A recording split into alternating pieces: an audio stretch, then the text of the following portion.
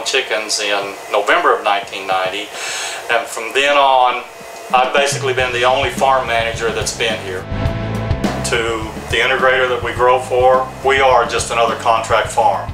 The difference in this facility is that we have the capability to monitor a lot of things most people do not.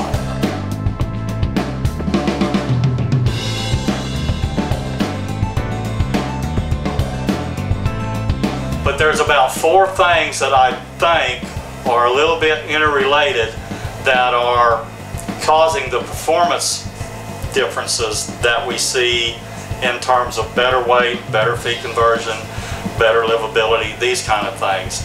The most important thing I think is the humidity level. It can be 102 outside and you can still keep 85 degrees in your cool cell house. But to do that, you're probably running 80 or 85% humidity a lot of the time too. In the sprinkler house, the air is very dry. The temperature is very high, which scares a lot of people, but the air is also very dry. I kind of liken it to the fact that if you're outside in the middle of July or August and the temperature is 100 degrees, but the humidity is 30–40%, you know, it's bearable. You don't feel all that bad. If you're outside on the same day when it's 95 degrees and the humidity's 55%, you feel pretty miserable. You don't feel very good, you don't want to do anything, you don't want to exert any energy. As the humidity gets higher, it becomes harder and harder for those chickens to dissipate heat. And when you combine 85-degree temperature with 75–80% humidity, to the chicken, it's probably not as comfortable as what that 95-degree house is with 30% humidity. Now, humidity's part of it, but that's not all of it. Humidity's probably the biggest part, but there's also the wind chill effect that goes with this sprinkler system. You sprinkle water on these chickens and you've got your house in tunnel, so you're pulling this 5, 6, 8, whatever mile-an-hour wind down the house that you've got, and you're drying this chicken off.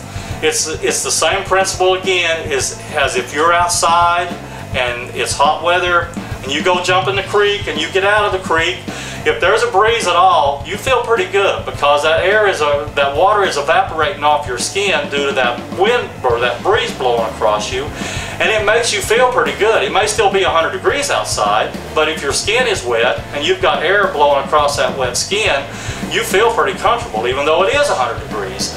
So some of it is wind chill, I think. Some of it is humidity. Some of it is the fact that these chickens, they're sitting down here on the floor and they live in this little mini micro environment, let's say, that's right down there where they are.